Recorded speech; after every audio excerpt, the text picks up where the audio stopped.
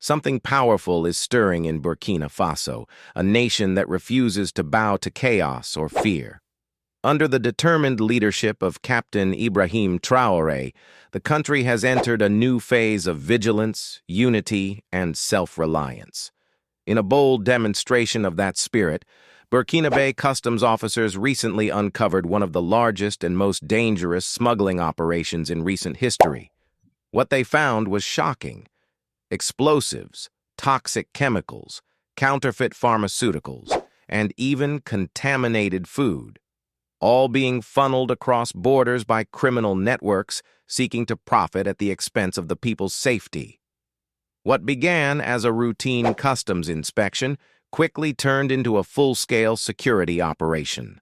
For months, customs officers had been tracking unusual cargo shipments, suspicious paperwork, and vehicles taking routes that bypassed official checkpoints. Piece by piece, a puzzle was coming together. The investigation revealed a deeply organized smuggling network that had been operating in secret, using hidden compartments and false documentation to move dangerous goods into the country. After 3 months of intelligence gathering, the operation reached its climax.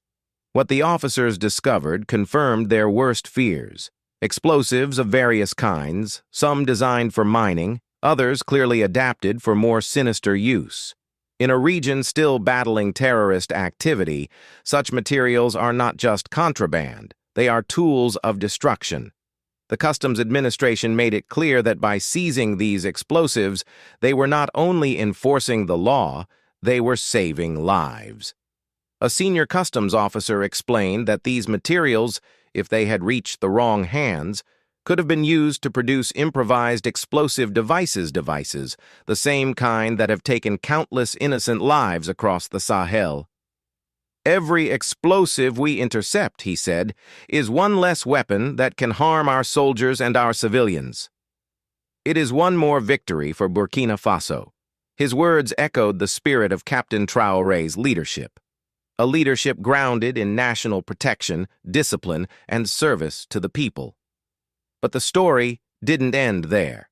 Hidden among the cargo were barrels of cyanide, one of the most dangerous chemicals known to humanity. Its improper use can poison rivers, destroy soil, and wipe out entire ecosystems.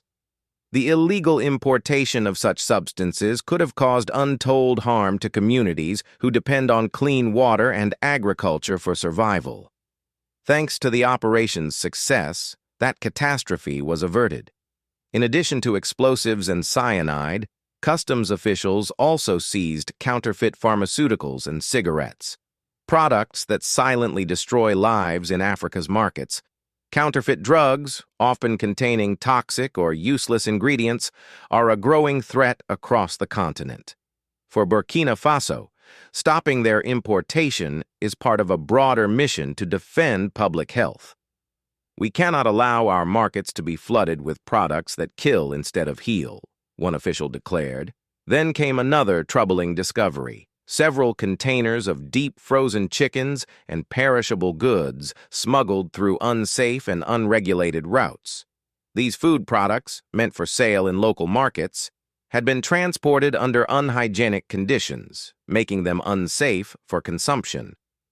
Customs officers described how some of the goods were already decomposing when intercepted. For them, halting their entry was not just about enforcing regulations, it was an act of protection for Burkinabè families. The Director General of Customs expressed strong pride in his officers and reminded the nation that customs work is not only about collecting revenue, it's also about defending the people. "Our mission," he said, "is to ensure that nothing harmful enters our country, whether it's an explosive or a spoiled chicken. The lives of our citizens come first, under Captain Traoré's leadership. This philosophy of responsibility and patriotism has become the cornerstone of Burkina Faso's governance." Because of the extreme danger of the seized explosives, customs officials immediately handed them over to the military engineers. "Even though we seized these materials," one officer said, "we are not experts in their handling. It was therefore essential to entrust them to the army for safe destruction." That collaboration between customs and the military reflects a new era of institutional unity in Burkina Faso, an era where civilian and defense forces work side by side in service of one cause, the safety of the people. A senior military officer confirmed that the explosives would be destroyed under strict supervision. He praised the customs forces for their vigilance, noting that such cooperation is key to national security. When institutions work together, he said, no enemy, no criminal network can stand against us. His words carried weight, not just as praise, but as a statement of Burkina Faso's growing internal strength. The operation's success did not come easily. For months, officers operated quietly, enduring long hours and dangerous conditions. They followed leads, crossed remote checkpoints, and risked their safety to uncover the truth. Their patience and bravery paid off. The network behind the smuggling ring was dismantled and its operations brought to a halt. This victory serves as a message to smugglers, to extremists, and to all who try to exploit Burkina Faso's challenges for personal gain. The message is clear. The days of lawlessness are coming to an end.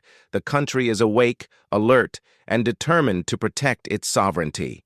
The Director General took the opportunity to call on all customs and surveillance units nationwide to stay vigilant. Our mission is a national one, he said. We must protect the population at all times. This operation shows what we can achieve when we remain united and determined. Dr. Yves Kafondo, another high-ranking customs official, echoed that call, urging his colleagues to maintain the same vigilance that led to this success. Behind every intercepted shipment, he said, there is a story, one of lives saved, dangers prevented, and peace preserved. That is why we must continue this fight with the same spirit. This operation is more than a law enforcement story. It is a symbol of Burkina Faso's rebirth. Under Captain Ibrahim Traoré, institutions that were once overlooked have been revitalized. Customs officers are no longer seen merely as gatekeepers of trade. They are defenders of the Republic. They stand as part of a broader movement in Africa, a movement of nations taking charge of their own security and future. Across the continent, similar transformations are taking place. African nations are beginning to rely less on foreign intervention and more on their own unity and intelligence. The message coming out of Ouagadougou today is one of African pride. We can protect ourselves, we can secure our borders, and we can build peace on our own terms.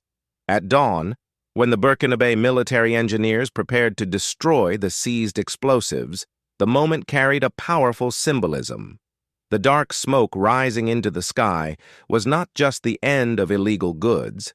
It was a signal of renewal, a burning away of danger, and a testament to national strength.